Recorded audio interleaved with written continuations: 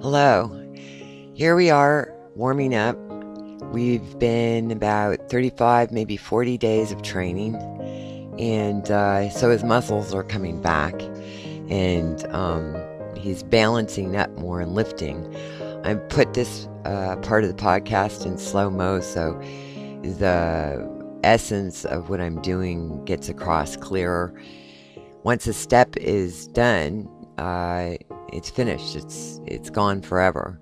So by slowing it down, I'm hoping that you'll catch the nuances in things, because we're still squaring up the haunches, but he's lifting himself more.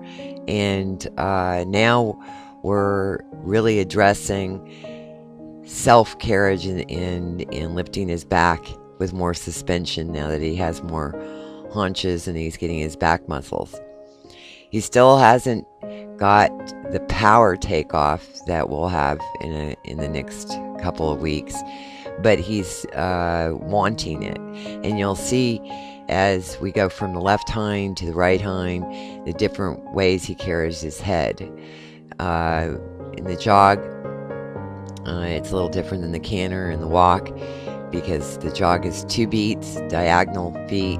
And so right now we're addressing the left hind is on their outside, which is the more strong but not as stretched. His left side of his body isn't as long as his right side of his body's muscles, which 9 times out of 10 is the case of race horses, or thoroughbreds I should say. A few of them are ambidextrous, but I would say out of hundreds I've been around, very, very few. And so he wants to still drop his left shoulder when he doesn't really sustain his right hind, and he'll try to get to his left hind quicker. So you'll see me lifting my left hand up. This isn't like a gadget where I'm holding him there. I'm giving him something to feel in his mouth, because this horse, being a racehorse, understands why the bit's in his mouth, so he uses it as a tool. And much like in galloping, when an educated racehorse, when you cross your cross, they lean into it and it helps them get more demonstrative gallop. That's why people will take ex-race horses, pull on the reins, and they go faster. But when you use it as a tool, like in any sport horse thing where they take a hold of the bit on the bars of their mouth, and I'm encouraging him not to drop that left shoulder, because he's trying to swivel out on his weaker right hind by going to his left hind. And keep him, like I said, always keep them square, but don't make a big issue out of it. Only try to keep them lined up and relaxed. Now I'll go from going long out, and then I'll come in, as you'll see later on here. But that canter is basically from me keeping him square and lifting that shoulder out of the way. And if you can see here, he'll maybe I'm in the wrong spot. No, I'm not in the wrong spot. Okay, so now I'm driving more, and I'm encouraging his left shoulder and his basically his left hind to stretch, because the left hind is the one that he likes to work off the most. It doesn't stretch as much.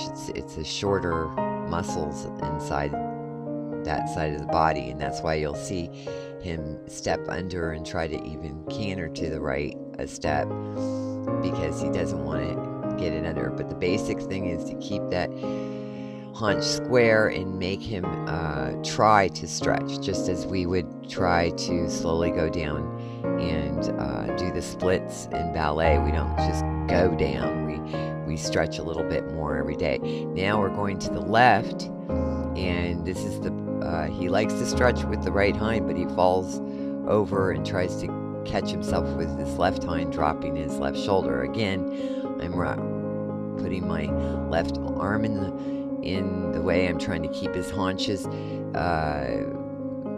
square, and never mind about the head again. And actually the head is helping him to counter his muscle memory so that he can keep square. So again, when you put gadgets at this stage on a horse to force their head and neck carriage to one of those pictures in an equestrian book, you're eliminating his ability to use haunches and lowering his haunches and stepping further underneath himself. At this point, Naj needs his head and neck to redistribute his weight and stuff. Even though he's taking those steps and trying to throw himself on his left fore, I'm not allowing him to. And I don't make a big deal when they take a step into the canter. They're trying hard.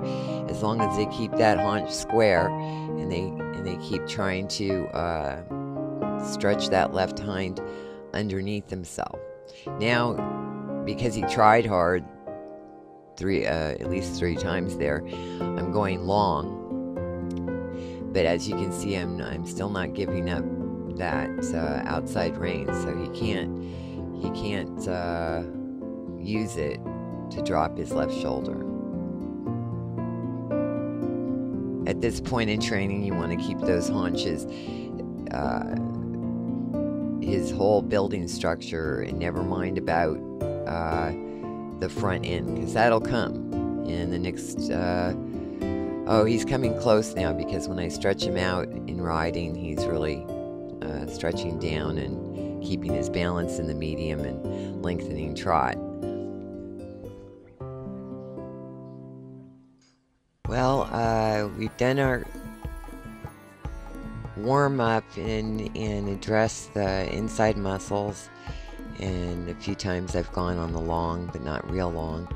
And now we're going to relax. I always like to, after asking a lot of a horse, to go into the most relaxed frame possible, which is long and out there, not, up and close, and basically in a training level kind of position for him, because he's all loosened up now from the inside out.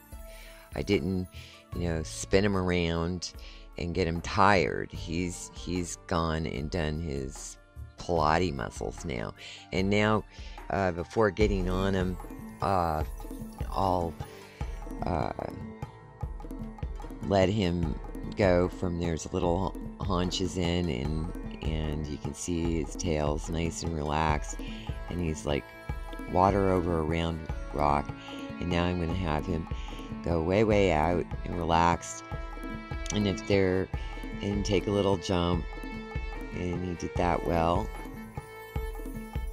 even though he did it and came off at the counter canter. But you'll see that's off his left hind, which he's more familiar with, so he'll land on.